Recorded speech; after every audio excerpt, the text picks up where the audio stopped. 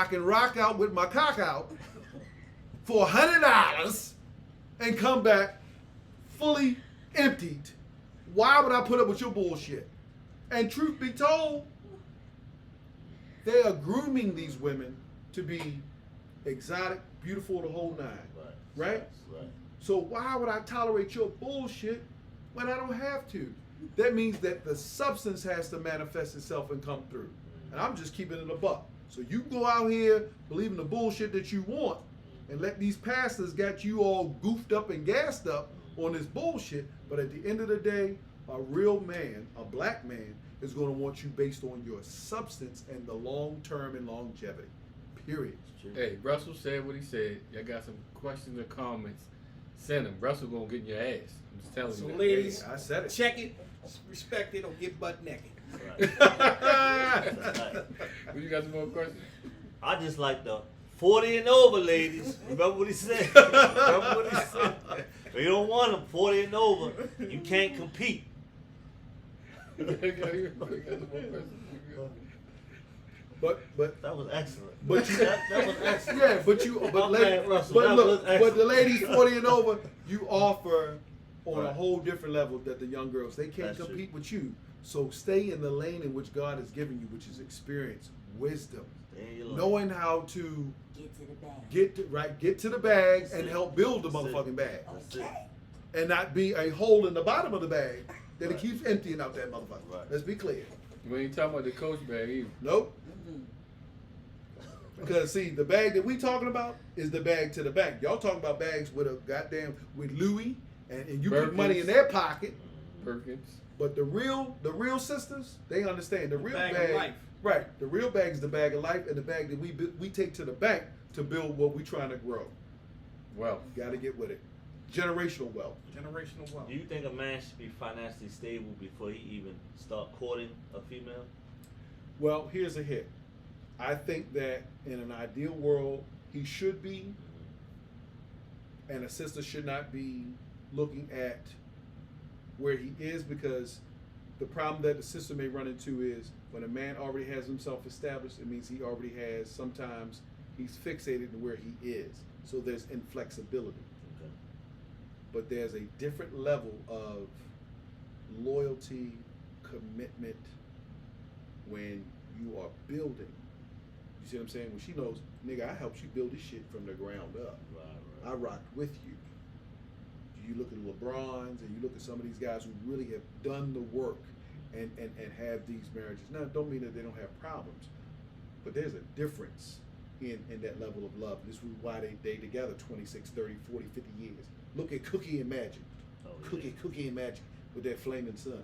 You know, at the end of the day, the bottom line, he had some milk and cookies. Right. But at the end of the day, the bottom line is they're together because they worked through when he ain't had nothing. You know what I'm saying? And that's where our counterparts scoop our brothers up. Because they, oh girl, you don't want him. Look at the videos on TikTok and all these other spots. You have our European influencers that talking about, we love black men. Uh-huh. They're sending a subliminal message because they know that they're dying out.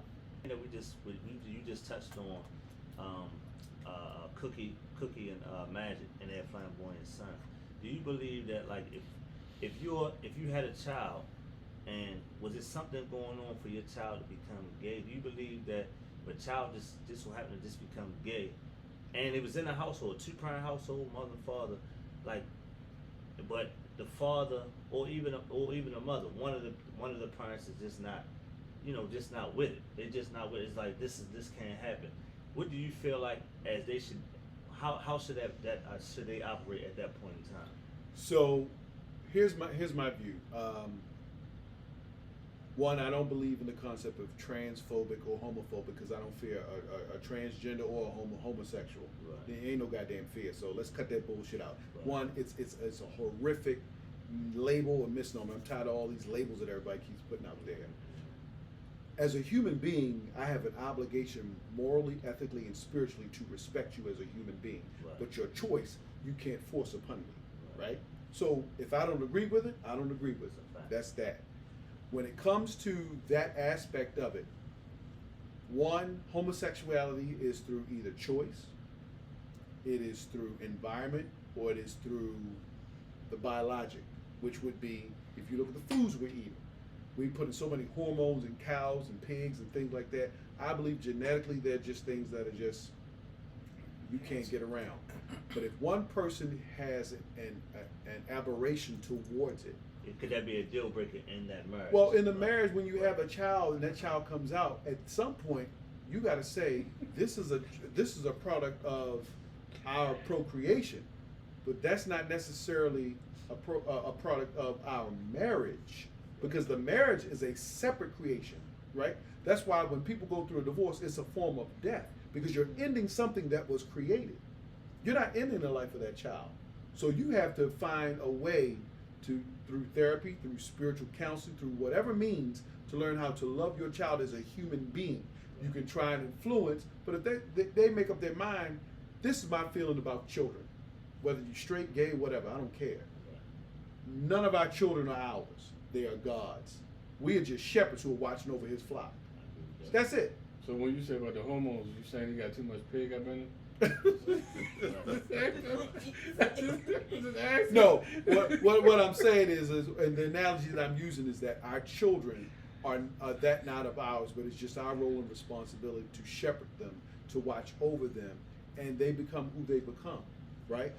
Now we only hope that, because for me, the issue that I have, and I have no problem saying it, the issue that I have when it comes to homosexuality in our community, and you talk about we adopt, bullshit, I don't care about no adoption. At the end of the day, when we stop procreating, we end our existence, period. You can adopt all you want, but when we stop procreating, we end our existence. It's hard enough being a black man, it's hard enough being a black woman. Just, let's be clear, we might be 400 years out of slavery, but racism and the systemic and societal issues that we still are dealing with are very alive and thriving. And at the end of the day, we got to recognize it for what it is. Now, my spiritual beliefs, my values or whatever, I can't enforce or place them upon another person who has a different choice or whatever they say. But as a human being, I'm always going to respect you, period. It's just that if we leave the bar, you might go suck a dick, I'm going to drink a beer. That's just that. It is what it is.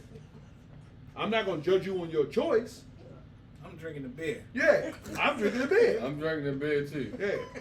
I'm drinking the tequila. But if that's what you decide to do, that's what you do.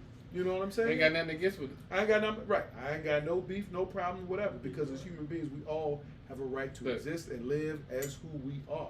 And I think for anybody who has to experience that, I can only imagine how horrible that is as an experience, to feel like there's something going on inside you that you can't express, and you're living a life or a lie that ain't really you. So as a human being, I'm always going to respect you. But don't think that this pronoun shit, I'm sorry. If you come at me with a full goddamn beard and talk about, you're gonna call me ma'am, I'm gonna say the hell I am. Right. Because you ain't gonna tell me or force me to tell my eyes that my brain ain't perceiving what the fuck I see. Right. I see a full dude. Right. 100.